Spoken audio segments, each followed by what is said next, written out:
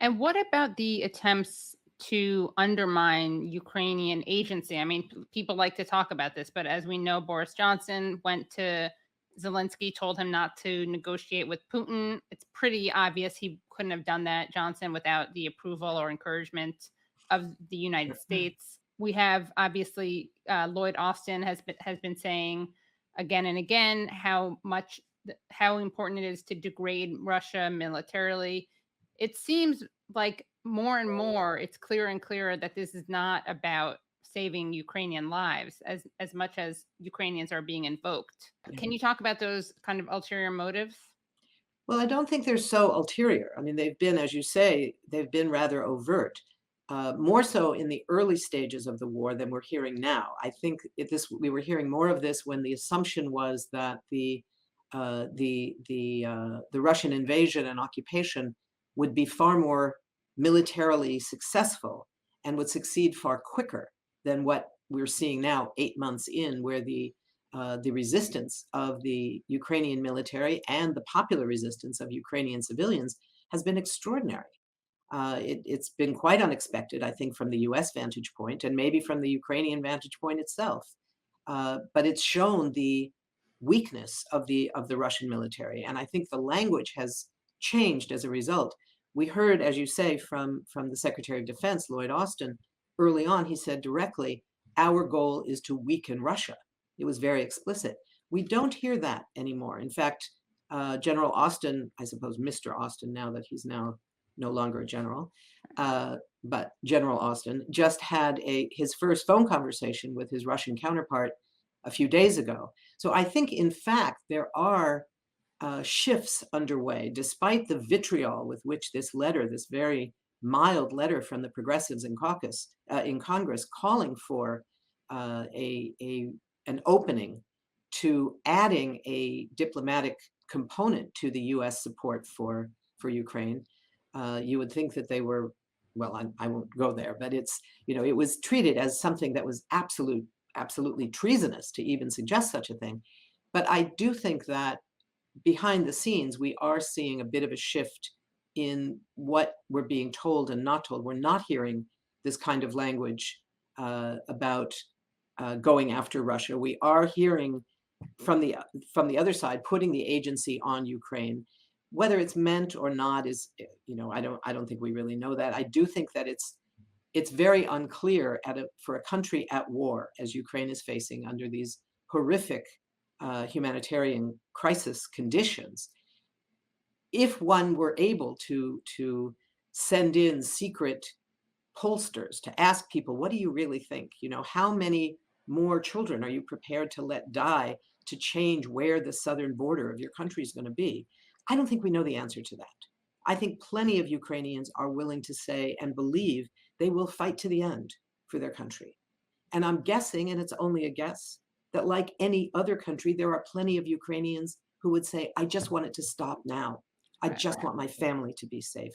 And the problem is the US government is acting as if it knows.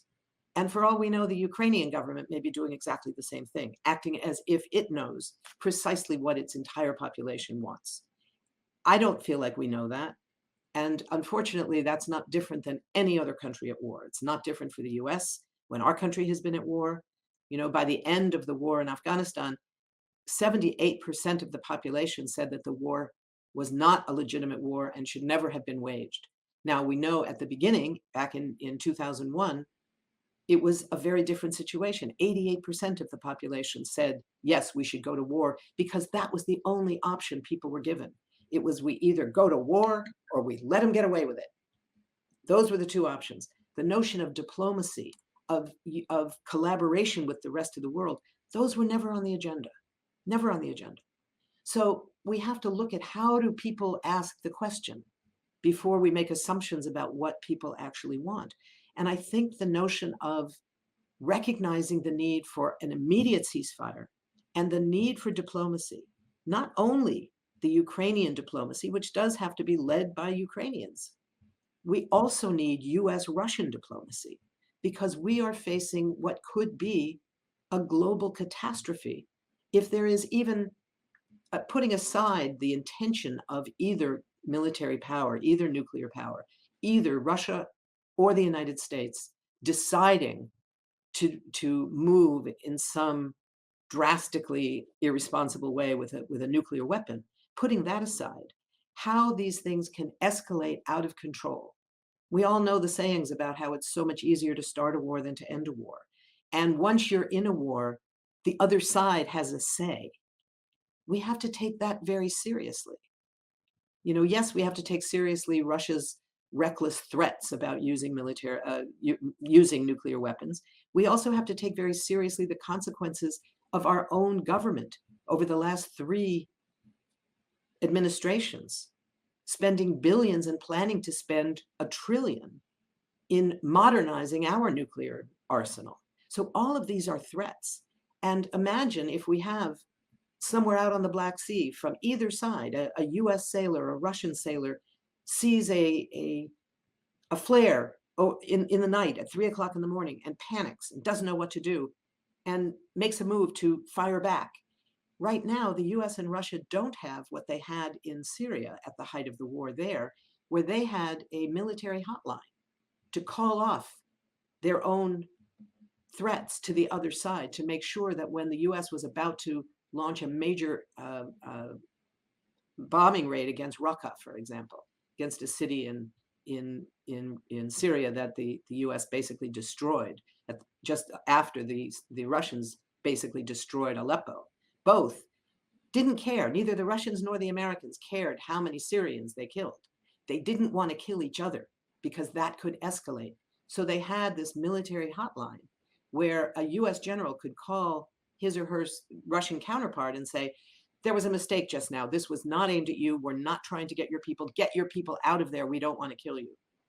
And a Russian general could do the same thing, call his or her counterpart in the US and say, get your people out of Aleppo. We don't want to hit anybody. And it worked. It worked. They killed on both sides, I don't know how many, but hundreds and thousands of of Syrians in that case, and Iraqis in another case, but of Syrians. But they didn't kill each other. You didn't have any Americans killed by Russians or Russians killed by Americans. And that prevented it from escalating. They don't have that kind of a hotline in Ukraine. So it's a very dangerous moment. And if we don't take that seriously and we only look at exactly the conditions on the ground inside Ukraine right now, we're putting ourselves in a far more dangerous situation for the whole world.